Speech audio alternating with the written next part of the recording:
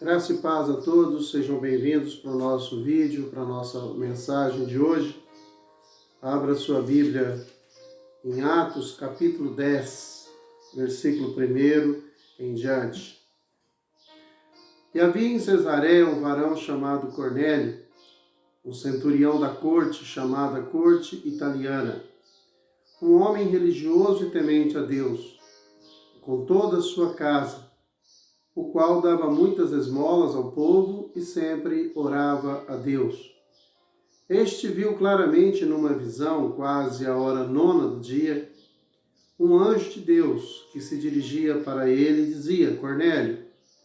E este, olhando para ele e atemorizado, disse: O que é isto, Senhor?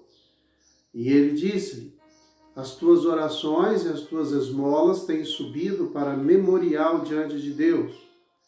Agora, pois, envia homens a Jope e manda chamar um certo Simão, que tem por sobrenome Pedro. Este está alojado com um certo Simão curtidor, cuja casa está junto ao mar. Ele te dirá o que deves fazer. E tendo partido o anjo que falava a Cornélio, ele chamou 2 dos seus servos e a um soldado religioso dos que estavam continuamente ao seu serviço, e tendo-lhe declarado todas estas coisas, ele os enviou a Jope. No dia seguinte, enquanto eles viajavam e se aproximavam da cidade, Pedro subiu ao terraço para orar quase à hora sexta. E ele ficou com muita fome e quis comer, mas enquanto lhe preparavam, ele caiu em um êxtase. E viu o céu aberto e descendo sobre ele um certo vaso, como se fosse um grande lençol amarrado pelos 4 cantos, e sendo baixado sobre a terra, no qual havia todo tipo de animais, quadrúpedes da terra, animais selvagens, seres rastejantes e aves do céu. E veio a ele uma voz: Levanta-te, Pedro, mata e come. Mas Pedro disse: De forma alguma, Senhor, porque nunca comi coisa alguma que é comum ou imunda.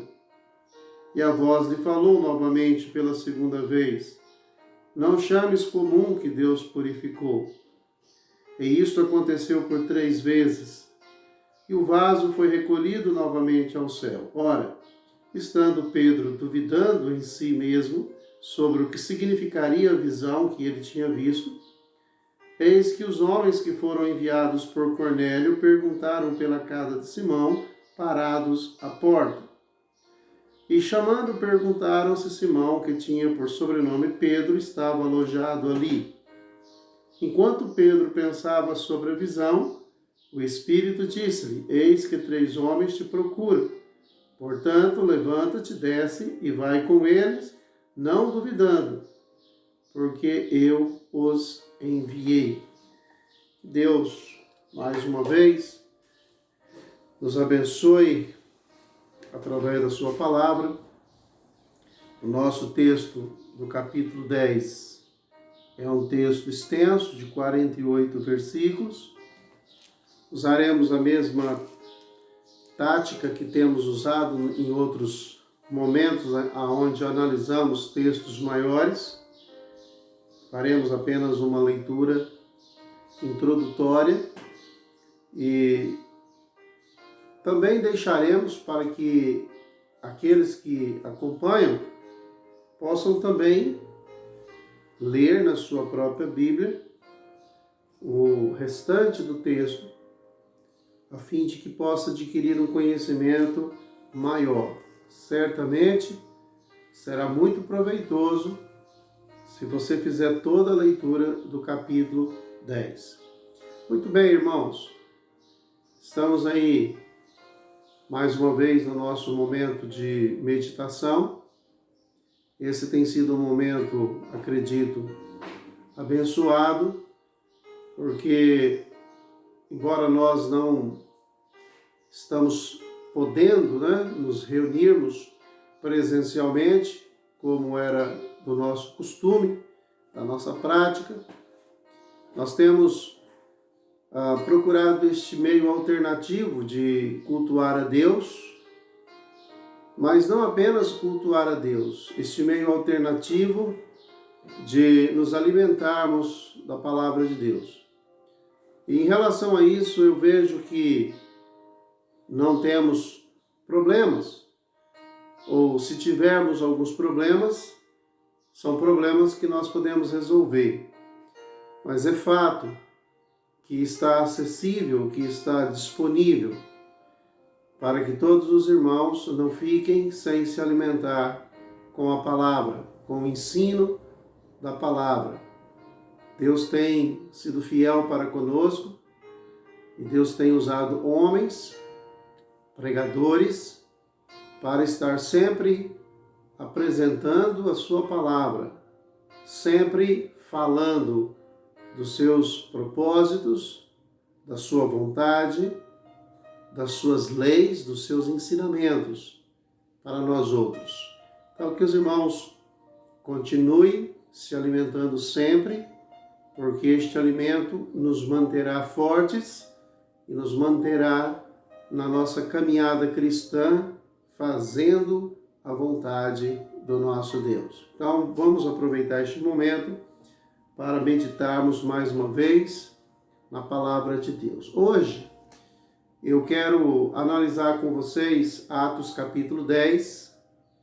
É um texto interessante, é um texto que está localizado num ponto que chamamos como um divisor, é um ponto transitório no livro de Atos e nos traz uma história interessante, onde nós podemos ver claramente a soberania de Deus, onde nós podemos ver claramente Deus atuando, agindo.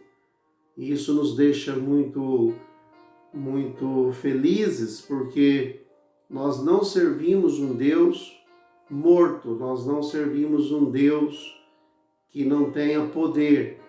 Nós servimos um Deus vivo, um Deus poderoso e um Deus que criou todas as coisas. A Bíblia diz em Gênesis capítulo 1, no primeiro versículo, a primeira coisa que Deus queria que soubéssemos é que no princípio criou Deus o céu e a terra. Então, este é o Deus Criador, Deus sustentador, o Deus Pai de nosso Senhor e Salvador Jesus Cristo, o Deus vivo, Deus do impossível, que nós cremos e que nós servimos e que nós um dia teremos o privilégio de estar na sua presença, podendo adorá-lo, não apenas da forma como fazemos agora, em espírito e em verdade, mas então adoraremos presencialmente, estaremos diante do trono de Deus. E eu intitulei para a nossa reflexão a nossa mensagem de hoje como a salvação do pecador.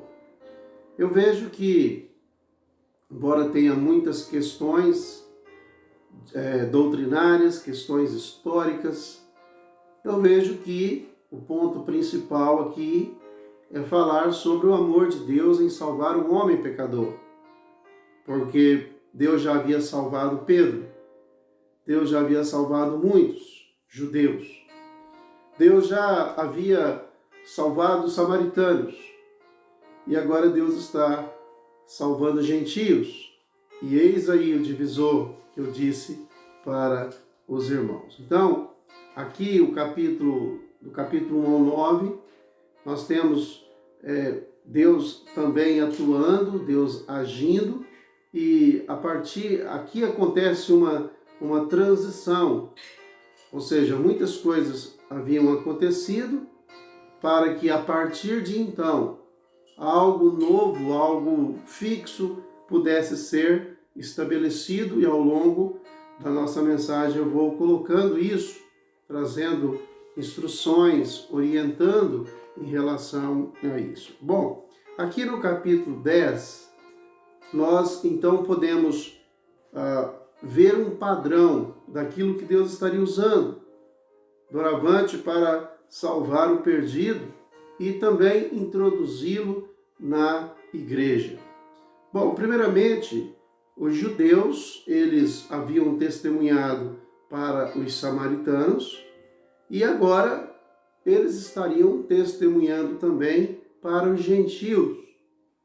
Quando nós estudamos a história, às vezes nós não temos uma ideia exata do tempo, mas este momento aqui já remontava 10 anos. Já havia 10 anos que o Espírito Santo havia descido sobre a igreja no dia de Pentecostes. Então, durou 10 anos até que o Evangelho pudesse ter esta abertura, vamos dizer assim, esta abrangência entre o povo gentio. Se lembrem que a ordem inicial de Jesus era para que se pregasse apenas as ovelhas perdidas da casa de Israel. Houve uma insistência para que o Evangelho fosse pregado apenas para os judeus.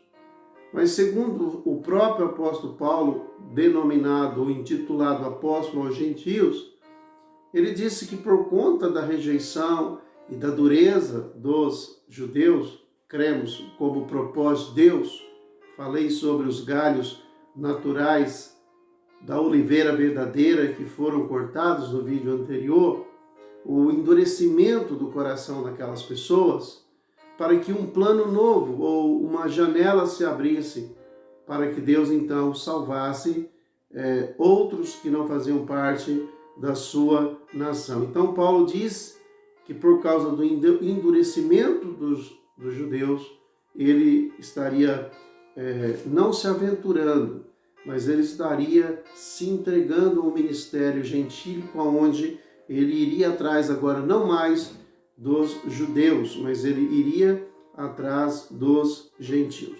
O que nós podemos ver aqui é Deus que está usando o seu servo Pedro, como também usou para levar o evangelho para os judeus e também para os samaritanos.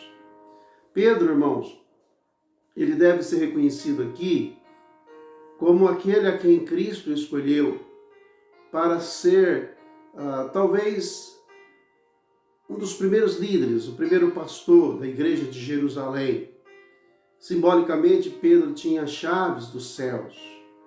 Ele estaria levando e ele estaria abrindo de forma acessível aos judeus o evangelho da graça. Então Pedro, ele não apenas levou o evangelho para os judeus, mas ele levou também para os samaritanos. E aqui nós encontramos Pedro sendo o homem que Deus está usando para levar o evangelho também para os gentios. O que nós aprendemos também é que Deus, ele tem o seu tempo.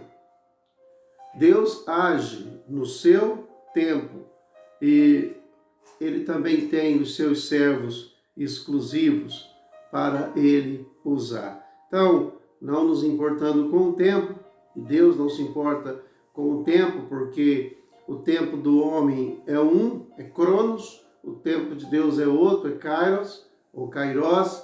Deus, ele não está limitado ao Cronos, ao tempo, mas Deus, ele é eterno. E ele tem o seu momento de agir. Ele tem o seu tempo de agir. Eu gosto muito quando o escritor aos Hebreus diz: e vindo a plenitude dos tempos, Deus enviou o seu Filho. Então, no entendimento de Deus, há 2000 anos atrás, quando a Judéia estava dominada pelos romanos, foi esse o tempo que Deus entendeu que era o melhor tempo, a plenitude dos tempos, quando ele então enviaria Jesus. Nós já vimos que houve toda uma preparação intelectual por parte dos gregos, cultural. Vimos que houve toda uma preparação militar por conta dos romanos. E era um momento também especial de uma preparação espiritual por parte dos israelitas. Então, este era o tempo. Então, Deus, ele tem o seu tempo e ele foi fazendo a transição de uma forma lenta e gradual para que se estabelecesse um plano, um propósito que ele estaria usando, né? Como está usando até os dias de hoje. Então vamos tentando entender, vamos tentando nos situar nessa história, para que a palavra de Deus ela tenha mais sentido, para que nós possamos compreender melhor a ação de Deus, o propósito de Deus, o grande poder de Deus. Deus, então, ele tem o seu tempo, passaram-se 10 anos para que chegasse aqui em Cornélio. Deus está usando Pedro e não... Ele poderia usar, por exemplo, Filipe. Filipe já estava na Cesareia. Mas não é Filipe que Deus quer usar aqui. Deus quer usar Pedro. Entendam isso, irmãos. Muitas vezes nós não compreendemos os planos de Deus. Mas Deus tem os seus planos e nós precisamos descansar. Descansar nos braços de Deus. Porque Ele está no controle. Ele tem o controle. E nada foge do seu controle. Uma outra coisa interessante é que o apedrejamento de Estevão, e depois do apedrejamento de Estevão, nós vimos que a igreja sofreu uma grande perseguição, e nós vimos aqui que este ponto é o ponto culminante, onde o evangelho ele é testemunhado através dos apóstolos para o povo judeu, esta primeira fase. Né? O evangelho primeiro testemunhado para os judeus. Em seguida, o evangelho ele foi sendo levado para os samaritanos. Vimos isso também em um vídeo recente. O evangelho quebrando estas fronteiras e chegando até os samaritanos. E por último aqui, nós vimos que Deus salvou a Saulo de Tarso e Deus então o enviaria como o apóstolo aos gentios. Então, judeus creram, samaritanos creram e gentios creram. O que Deus estava querendo mostrar? Deus estava querendo mostrar que o evangelho é para todos, que independente de raças, de culturas, de religiosidade, Deus queria e Deus quer alcançar todos os povos através do evangelho. Na verdade, o evangelho vem como um cumprimento de uma promessa que Deus fez para Abraão. Deus disse para Abraão, Abraão, em ti serão benditas todas as famílias da terra. Embora estamos numa janela que se abriu, mas se cumpre uma promessa, nós somos herdeiros também. Nós, gentios, somos herdeiros pela fé no crente Abraão. Então, o propósito nosso de olhar a maneira como Deus salva perdidos, é olhar esse drama aqui em 4 atos. Vamos colocar assim para ficar fácil o nosso entendimento. Sempre esquadrinhando para que o nosso entendimento seja facilitado. O primeiro ato desse drama que nós encontramos aqui, irmãos, é a preparação. Percebam que antes de salvar os gentios, Deus precisa preparar Pedro, o seu servo, aquele que ele queria usar para levar a mensagem. Então, primeiro Deus prepara Pedro e primeiro Deus também prepara Cornélio para que ele possa ouvir a mensagem. Quando nós falamos que Atos 1 a 9 acontecem coisas que talvez nós não poderíamos nos basear nela para criarmos doutrinas, é porque a forma como Deus está agindo é uma forma diferente, eu falarei sobre isso depois, para que então se estabeleça uma maneira que vai permanecer. Ou seja, hoje Deus não age assim, mas naqueles dias primeiro Deus vai lá preparar o Pedro, dar para ele todo um tratamento necessário. Então Deus antecipa-se e vai até Pedro. Deus antecipa-se e vai até Cornélio. Traz ensinamentos para ambos. Abre a porta para ambos. E depois cruza os caminhos deles. Para que as coisas então se entendam, se comprovem, se mostrem eficientes e possa por si só, ou por um caminho mais simples, dar continuidade. A salvação, irmãos, é sim uma obra da graça de Deus. Somos salvos pela graça. E Ele opera através dos seus servos. Embora sejamos salvos pela graça, Deus opera através de servos que nos traz a palavra. Eu gosto muito de um texto de Romanos, que Paulo diz: como ouvirão se não há quem pregue? Como pregarão se não forem enviados? Então, são ações e reações. Mas lembrando que Deus opera em nós o querer e o efetuar. Nada é da nossa própria inteligência. Deus está agindo, Deus está trabalhando, Deus está operando em nós e através de nós. Então, irmãos, a Cesareia, esta localidade onde estava o Cornélio, ficava aproximadamente 100 quilômetros de Jerusalém e 45 de onde Pedro estava, que era Jope.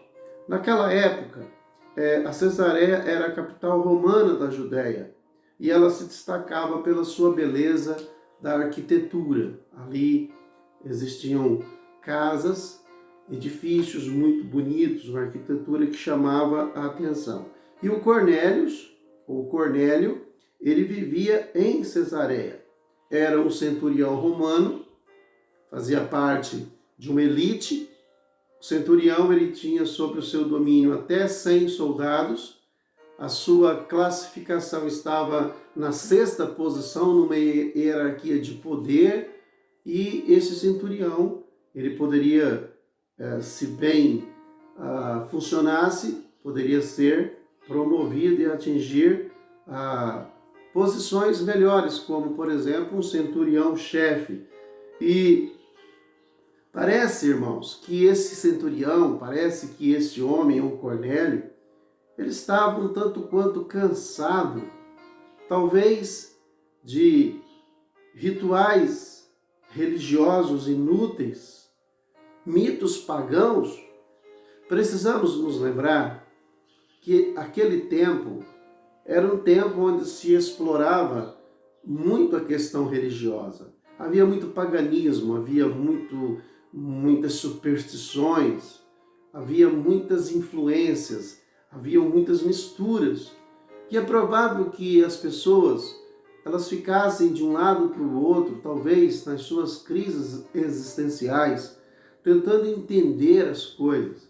E é provável que o Cornélio ele tenha se tornado um simpatizante do judaísmo, talvez ele não fosse um prosélito, porque isso não está claro, que ele havia se tornado um adepto da religião judaica, mas provavelmente ele tinha simpatia pela religião judaica e talvez ele tenha encontrado uma certa esperança nesta religião para que ele pudesse ter paz na sua alma, para que ele pudesse ser salvo. Né? E certamente ele não é identificado como um prosélito, mas ele tem alguns comportamentos, algumas atitudes, como orar, como dar esmolas, procurar ser bondoso, que são traços muito pregados, muito praticados no meio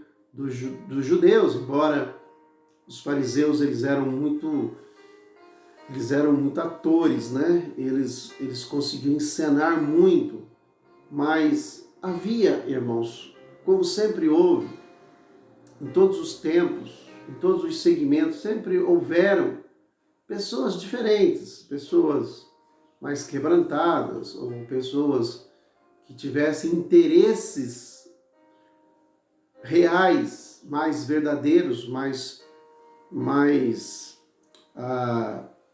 profundos em relação às suas carências espirituais. Muito bem, naquela época, em Israel, era possível encontrar muitos homens tementes, muitos homens que eram dedicados.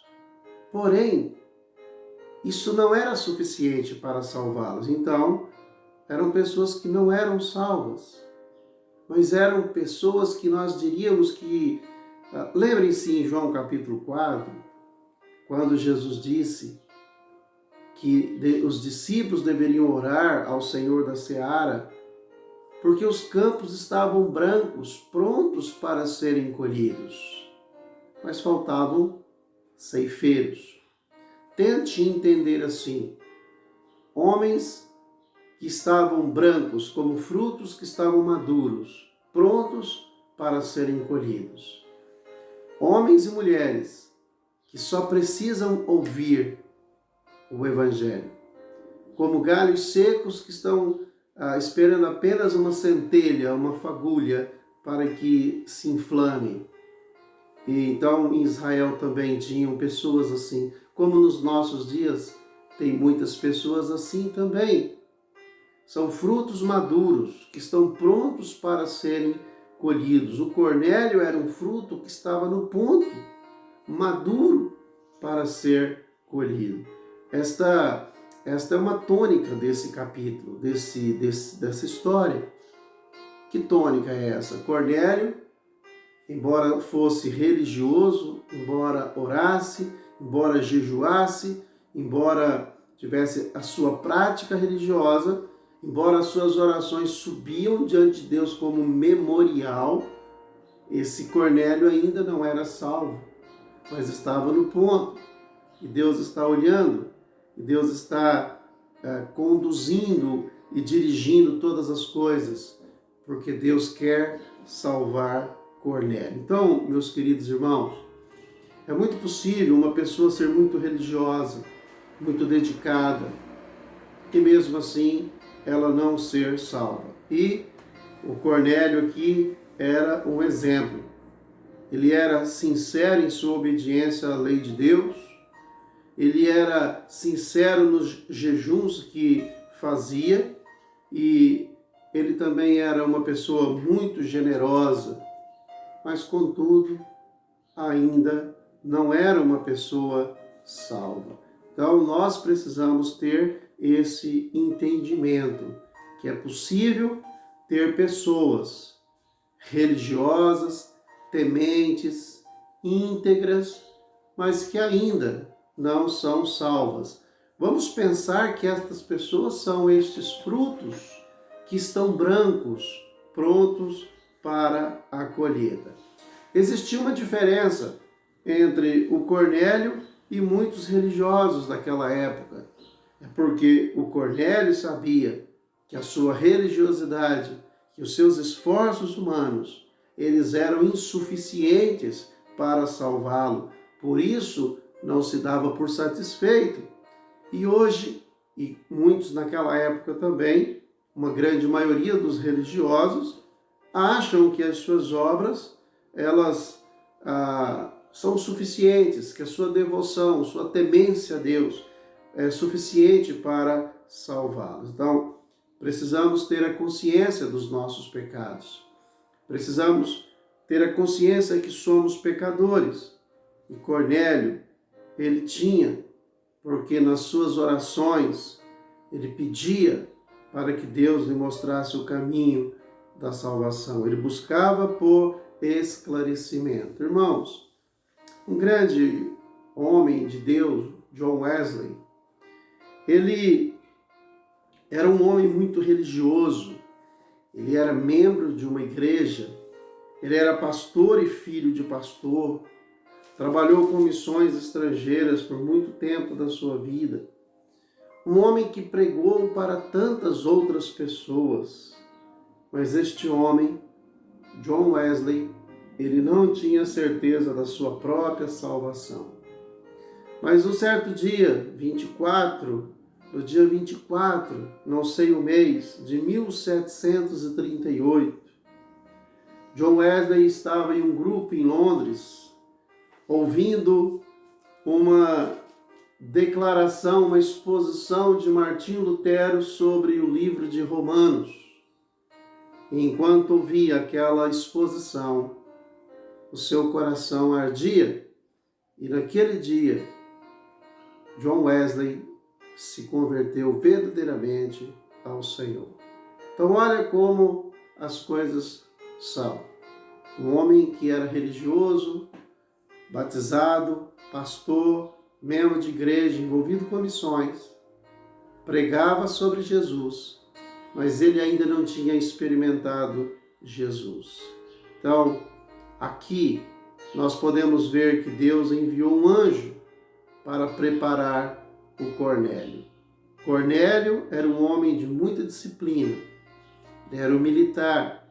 E quando o anjo aparece e lhe dá uma ordem, ele está pronto para obedecer. Então, ambos foram preparados.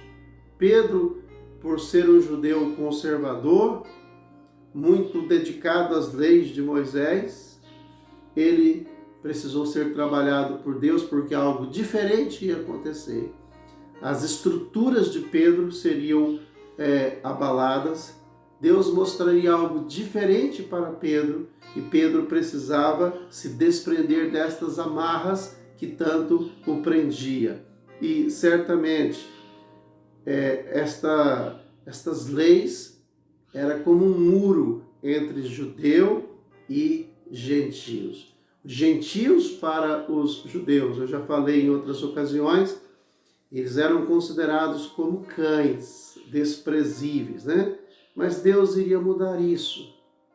Deus ia mudar este cenário, como de fato mudou, para implementar algo novo, diferente, que deveria permanecer, aonde não haveria mais estas separações.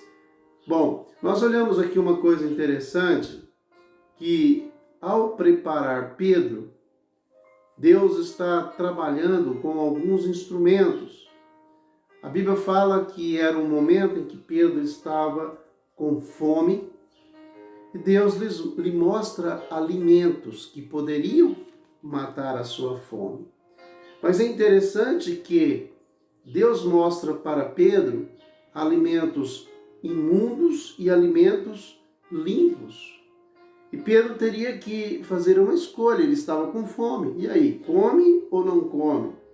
E Deus queria ensinar para Pedro que ambos, tanto imundos como imundos, precisavam ser considerados iguais, ou seja, todos estavam imundos e precisavam da misericórdia de Deus.